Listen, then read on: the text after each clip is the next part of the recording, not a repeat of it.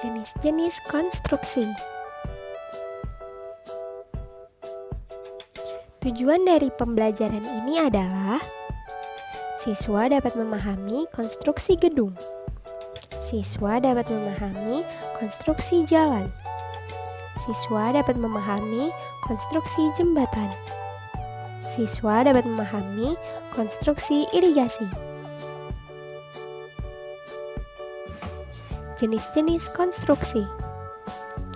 Bangunan yang kita kenal seperti gedung, jalan, jembatan, irigasi, semua bangunan itu merupakan hasil pekerjaan konstruksi, sehingga dapat diartikan sebagai serangkaian kegiatan membangun sarana dan prasarana fisik pada suatu area.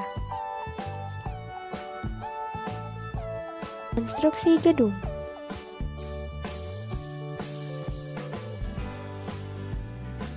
Fondasi, bagian bangunan paling bawah untuk menahan seluruh beban dan gaya pada bangunan. Dinding, yaitu membentuk konstruksi bangunan dan melindungi isi bangunan.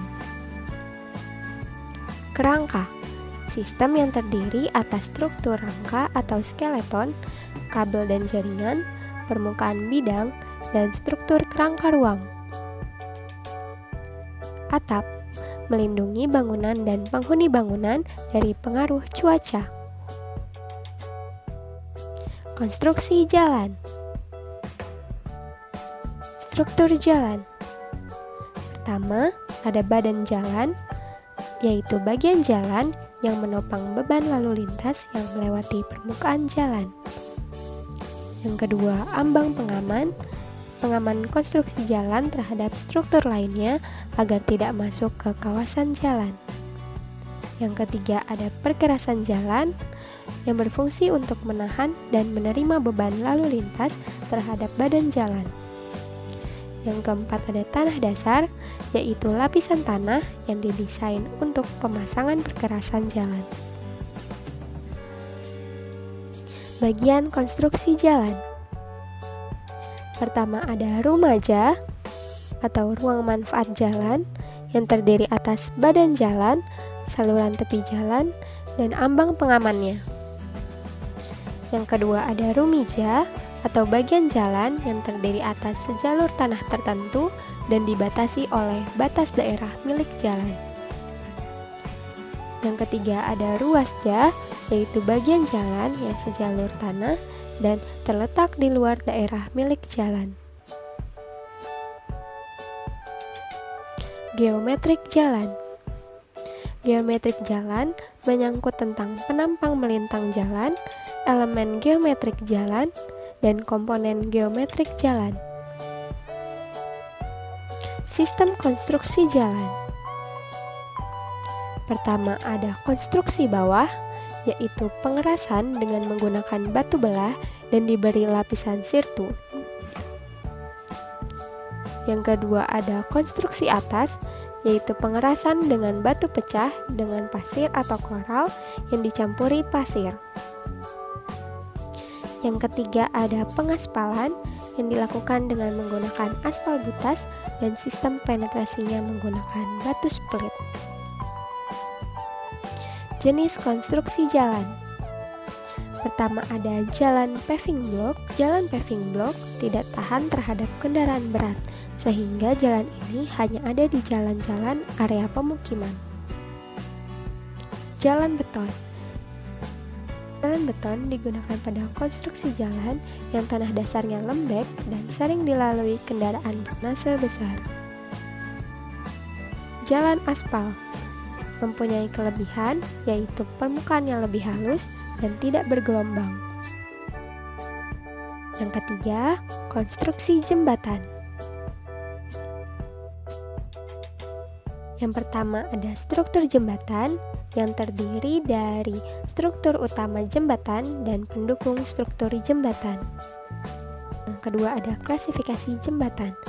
Jembatan bisa diklasifikasikan menurut material strukturnya, sistem strukturnya, penggunanya, dan struktur pendukungnya. Yang ketiga, ada bentuk dan tipe jembatan.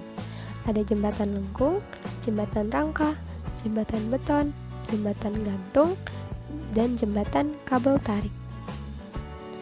Berikut merupakan struktur dari jembatan. Superstruktur jembatan atau struktur bagian atas jembatan dari atas geladak, sistem lantai, dan gelagar. Lalu ada struktur bagian bawah atau substruktur terdiri atas pendukung bagian tengah, pier dan band, kolom, kaki pondasi atau footing, tiang pondasi, serta bagian abutment atau pendukung bagian akhir. Bentuk dan tipe jembatan. Pertama, ada jembatan lengkung, ada jembatan kabel, jembatan rangka baja, dan jembatan beton. Keempat, ada konstruksi irigasi. Konstruksi irigasi merupakan bangunan air yang berfungsi untuk mengalirkan air dari sungai atau waduk ke area persawahan melalui beberapa sistem irigasi.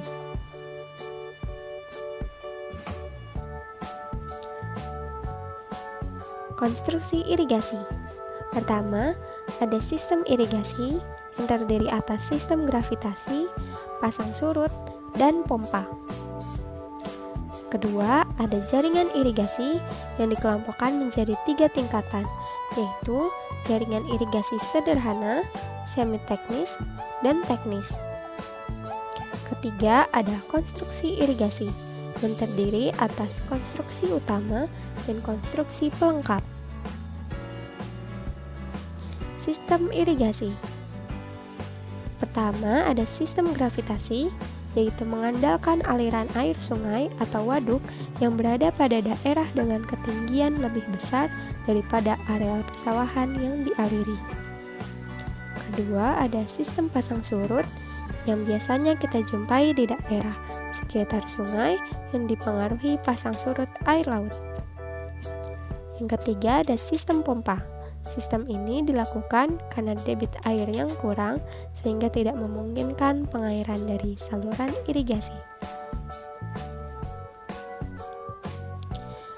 Dari video pembelajaran ini kita bisa merangkum bangunan merupakan hasil pekerjaan konstruksi yang dibangun di atas, di bawah tanah, dan di dalam air melalui hasil perancangan atau desain yang akurat. Pekerjaan konstruksi terdiri atas pekerjaan sipil, arsitektural, serta mekanikal dan elektrikal. Konstruksi gedung, jembatan, jalan raya, dan irigasi merupakan jenis pekerjaan sipil. Konstruksi jalan raya terdiri atas 4 struktur, yaitu badan jalan, ambang pengaman, perkerasan jalan, dan tanah dasar. Konstruksi jembatan terdiri atas 2 struktur utama, yaitu superstruktur dan substruktur. Konstruksi irigasi merupakan bangunan air yang berfungsi untuk mengalirkan air dari sungai atau waduk ke area persawahan melalui beberapa sistem irigasi. Sistem irigasi terdiri atas 3 jenis, yaitu gravitasi, pasang surut, dan pompa. Sekian video pembelajaran kali ini. Mari kita tutup pembelajaran ini dengan kata-kata motivasi dari Imam Syafi'i, yaitu bila kau tak tahan lelahnya belajar, maka kau harus tahan menanggung perihnya kebodohan. Terima kasih. Ada yang ingin bertanya?